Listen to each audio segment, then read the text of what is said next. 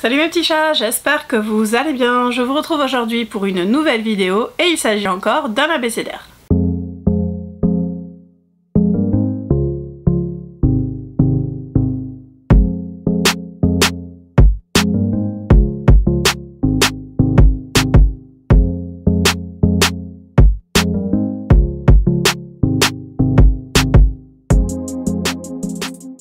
Donc comme je vous le disais en introduction, il s'agit d'un abécédaire et je dois vous faire un petit aveu, c'est qu'en fait j'avais déjà tourné ces vidéos ce matin et sauf qu'en fait j'étais pas du tout, mais alors pas du tout inspirée et ça n'a pas marché. Il y a eu un bug au niveau de la vidéo, me demandez pas ce qui s'est passé, mais bref le fait est que ça n'a pas marché. Du coup je me retrouve à retourner les vidéos, mais comme j'ai pris mon temps cette fois-ci, je les ai un petit peu préparées. Il y a une vidéo que j'ai carrément zappée, remplacée par une autre. Bref, on y va tout de suite pour la lettre Q comme quit. Alors, pourquoi quit? J'avais envie de vous parler de ces romans qu'on ne finit pas et de ma relation avec le fait de finir ou non un roman.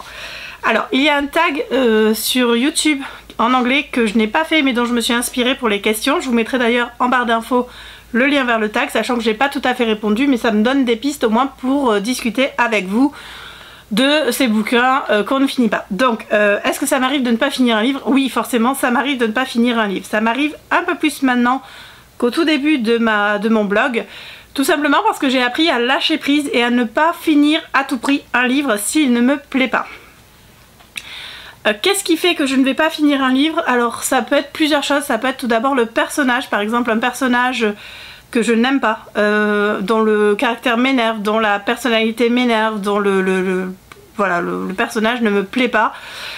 Donc du coup j'arrive pas à m'identifier. Alors pas à m'identifier parce que je ne m'identifie pas au personnage, mais en tout cas j'arrive pas à m'attacher à lui et j'arrive pas à avoir envie de connaître son histoire. Donc le personnage peut jouer. Ça peut être aussi parfois la plume de l'auteur, un langage trop soutenu ou à l'inverse trop familier, une plume qui ne me convient pas, peut faire que je ne lirai pas le livre. J'avoue que je culpabilise beaucoup moins parce que tout simplement il y a suffisamment de lecteurs et suffisamment de lectures pour ne pas culpabiliser sur le fait de ne pas finir un livre. Je reviens là-dessus tout de suite, enfin dans 2 secondes. Je finis d'abord les choses qui font que je ne finis pas un livre.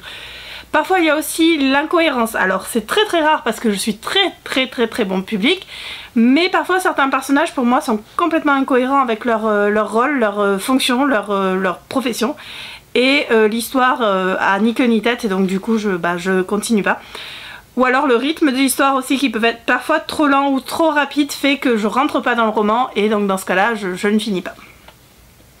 Pour revenir à ce que je vous disais tout à l'heure par rapport au fait que je ne culpabilise plus, c'est tout simplement parce que c'est pas parce qu'un livre ne me plaît pas qu'il est nul. En fait, il y a des gens qui vont peut-être adorer, il y a des auteurs, voilà, il y a suffisamment de lectures pour ne lire que les romans que j'ai envie de lire, les romans qui me plaisent, et il y a suffisamment de lecteurs pour ne pas culpabiliser, parce que c'est pas parce que moi j'ai pas aimé un roman, je l'ai pas fini, que les autres vont pas le finir. Donc du coup voilà, je sais que l'auteur trouvera sa place et que le livre trouvera ses aficionados, donc du coup je ne culpabilise plus.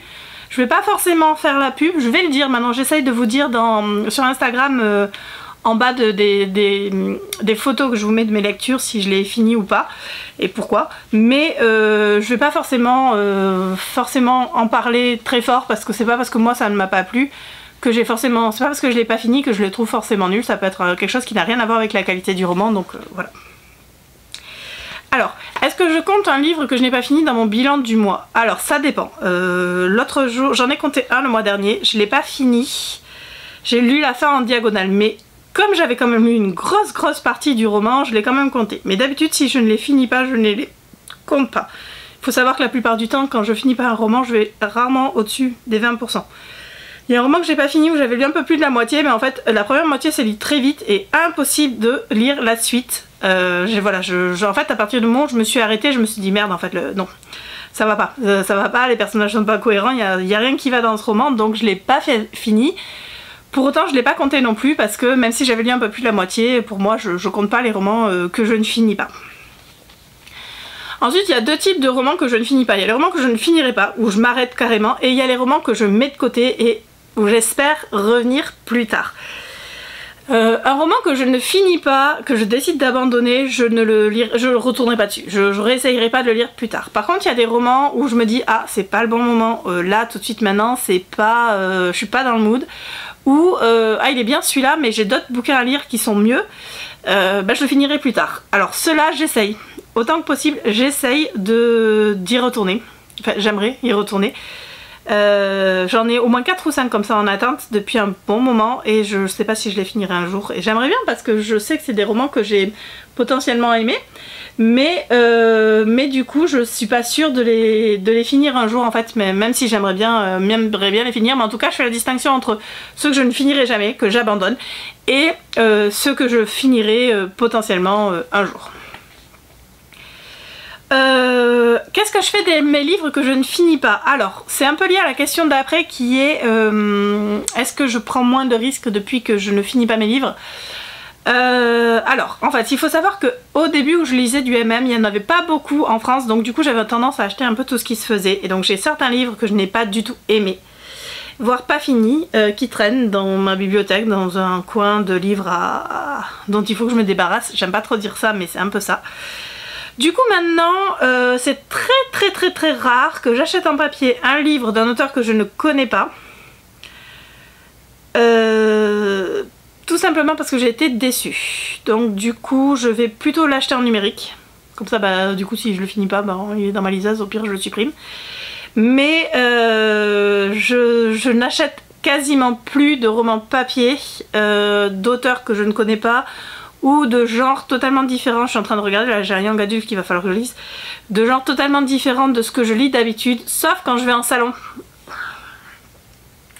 C'est horrible les salons pour ça. Du coup c'est pour ça que maintenant j'évite en fait, je vais que aux tables des auteurs que je connais, ou voilà. J'essaye d'éviter. Ou j'essaye en tout cas de lire au moins un extrait, parce qu'on peut télécharger des extraits sur Amazon pour voir si le style va me plaire. Mais oui, le fait de ne pas finir des livres m'a fait revoir ma façon d'acheter des livres, et clairement je n'achète plus, en papier en tout cas, des livres avant d'être sûre que je vais potentiellement aimer. Donc c'est soit des livres que j'ai déjà lus que j'achète en papier, soit des livres dont j'ai déjà lu un autre tome, un autre roman de l'auteur et où je sais que j'aime en fait. Donc du coup voilà. Mais la plupart des livres, c'est quand même très rare que j'achète des livres en papier sans les avoir lus au préalable. Au moins un autre bouquin de l'auteur. Voilà un petit peu ce que je voulais vous dire sur ces livres que je ne finis pas, donc sur le fait d'abandonner, hein, c'était Q donc pour quit comme abandon. Ça m'arrive sans problème d'abandonner des livres. Parfois je suis déçue parce que parfois il y a certains livres que j'aurais aimé et que j'aime pas. Et à l'inverse, certains livres que moi j'ai adoré et que d'autres n'ont pas aimé. Donc du coup c'est pour ça que vraiment je ne culpabilise pas et que je ne m'inquiète pas pour un livre que je n'ai pas aimé, parce que je sais que potentiellement quelqu'un pourra l'aimer. Alors comme vous le savez sûrement, je suis très bon public, mais ça m'arrive quand même de ne pas finir des romans. Comme je vous dis, j'en ai 4 ou 5 qui sont en attente de finition, en attente de finissage, et certains que j'ai carrément abandonnés, donc en général je vous en parle pas, parce que j'ai même pas le temps de les prendre en photo, parce que c'est des livres que je commence à lire et que j'abandonne assez vite, donc voilà. Voilà mes petits chats, cette vidéo est maintenant terminée, j'espère qu'elle vous a plu. N'hésitez pas à me dire si vous abandonnez les livres et quels sont les motifs qui font que vous les abandonnez, ou si au contraire vous êtes du genre à vous forcer à les lire jusqu'à la dernière page. C'est vrai que parfois on peut être surpris et que la fin peut complètement changer la vision qu'on avait d'un livre, mais si pour moi c'est poussif pour arriver jusqu'à la fin, c'est pas très bon signe. J'espère que cette vidéo vous a plu, je vous fais de gros bisous et je vous dis à la semaine prochaine pour une nouvelle vidéo. Salut!